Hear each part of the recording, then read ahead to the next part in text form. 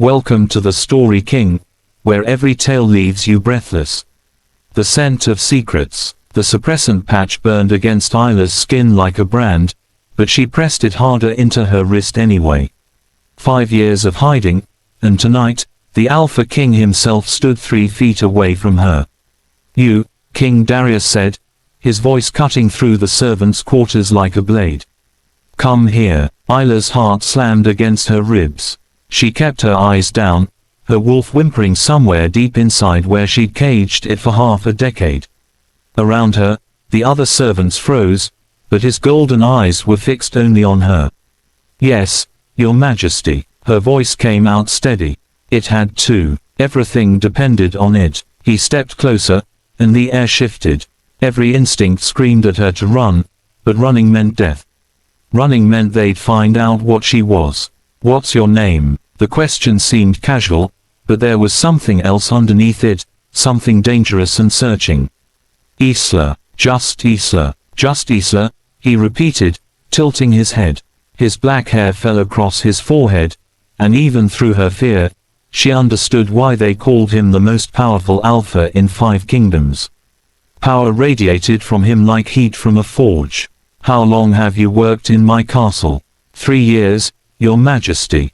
A lie. It had been 5 years since she'd fled her pack, since that terrible night when her father had tried to sell her to the highest bidder. 5 years since she'd discovered what she really was, what her bloodline carried. 5 years of suppressants that masked her scent, that kept her wolf buried so deep even she sometimes forgot it existed. The Alpha King moved around her in a slow circle, and Isla felt his presence like a physical touch against her spine. She focused on breathing, on keeping her heartbeat normal, on the little patch against her wrist that promised safety. "You're trembling," he observed. "Forgive me, I've never been this close to you before. And that frightens you." "Yes," her wolf whispered. "But not in the way you think. I live to serve, Your Majesty. Your presence is overwhelming." Something flickered in his expression, amusement, perhaps, or curiosity. "Go back to your duties." Isla barely stopped herself from running. She walked with measured steps back to the kitchens, feeling his gaze burning into her back every step of the way. That should have been the end of it. It wasn't. The Alpha King started appearing everywhere. In the kitchens when she needed bread at dawn. In the gardens when she hung laundry in the afternoon sun. In the corridors when she carried water to the upper chambers. "Just Isla," he'd say each time, as if her name was a puzzle he was trying to solve. She changed her suppressant patches religiously, every 6 hours instead of every 12, pressing them against different pulse points, doubling up when she knew he'd be near. The chemical burn against her skin became a constant companion, but it was worth it. It had to be worth it. "You're hurting yourself," said Maya, another servant who'd become something like a friend. She'd noticed the raw patches on Isla's wrists, the redness at her throat. "What are those for?" "Medicine. An old illness." Maya frowned but didn't push.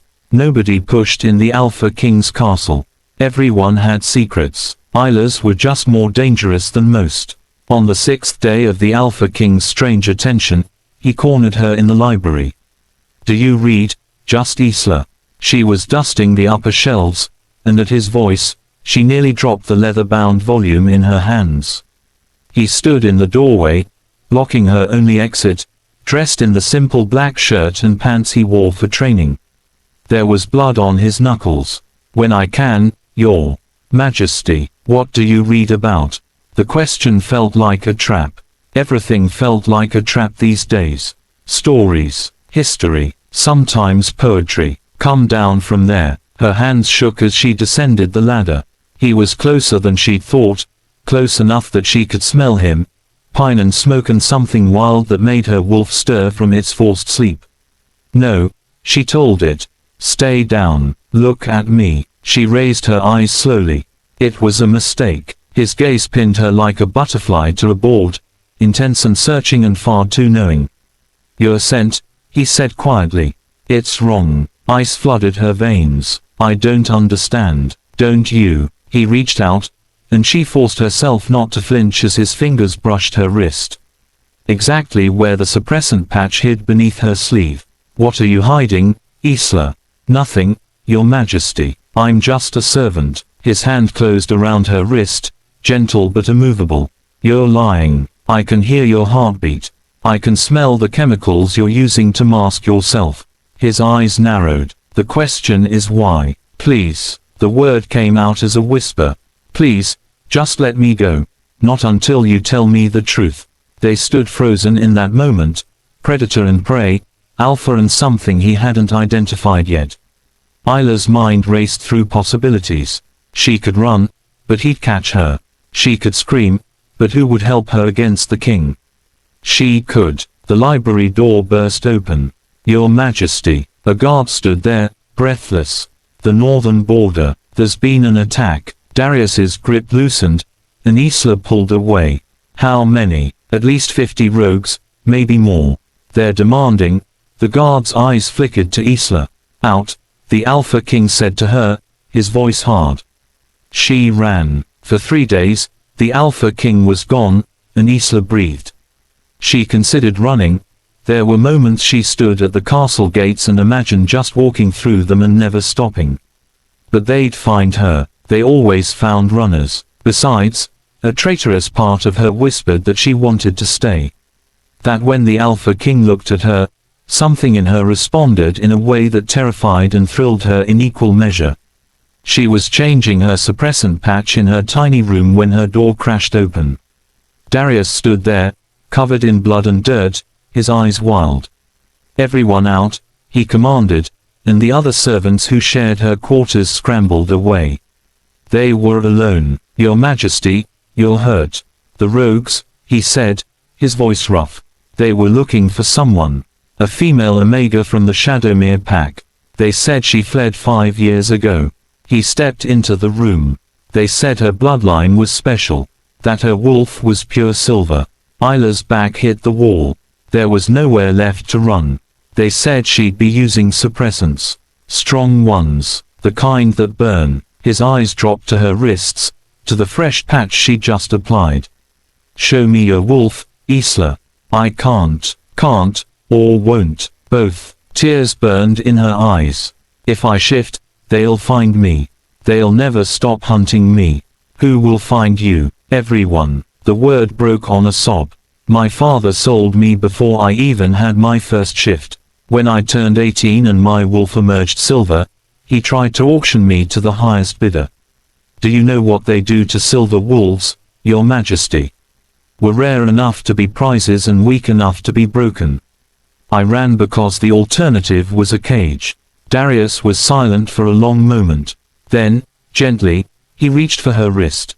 "Let me see." "Don't." He peeled the suppressant patch away before she could stop him. The relief was instantaneous and agonizing. Her scent burst free, wildflowers and moonlight and something ancient that filled the small room. The Alpha King's pupils dilated. "Gods," he breathed. And Isla's wolf, freed after 5 years of forced sleep, surged forward with a vengeance. The shift was agony and ecstasy. Her bones reformed, her skin sprouted further color of starlight, and when she opened her eyes, she saw the world through wolf vision for the first time in years. She was small, smaller than any normal wolf, and her fur gleamed silver in the candlelight. Darius dropped to his knees in front of her. Slowly, as if approaching something precious and wild, he reached out. His hand touched her head, and the gentleness of it nearly broke her. "You're beautiful," he whispered. "And you're terrified of me." She couldn't answer in this form, but her wolf whimpered. "I'm not going to let anyone hurt you." His hand stroked down her neck, and his alpha power wrapped around her, not as a command, but as a promise, a protection. "I'm not going to cage you or sell you or break you. Do you understand?" Her wolf searched his face, looking for the lie. "That's why I've been watching you," he continued. "From the first moment I saw you, I knew something was different. Your scent was wrong, muted, but underneath it." He smiled, and it transformed his usually stern face. "Underneath it, you called to me. My wolf recognized you before my mind did.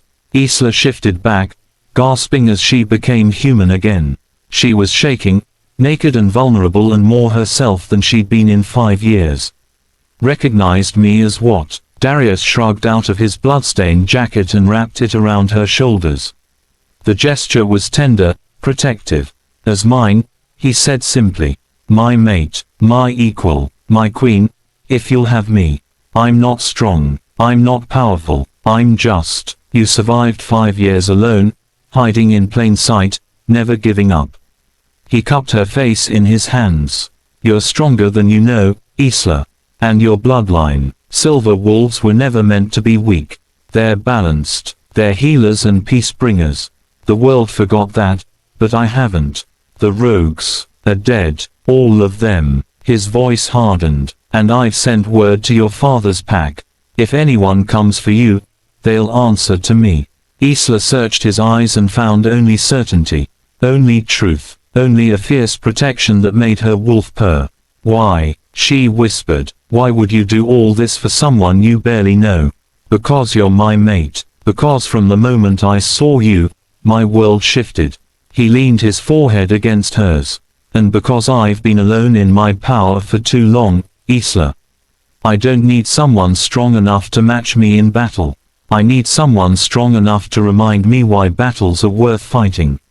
She kissed him then, tasting blood and smoke and the promise of safety. His arms came around her, and for the first time in 5 years, Isla let her walls fall completely. No more suppressants, he murmured against her lips. No more hiding, no more running, she agreed. The Alpha King smiled, and in that smile, Isla saw her future, terrifying and beautiful and free.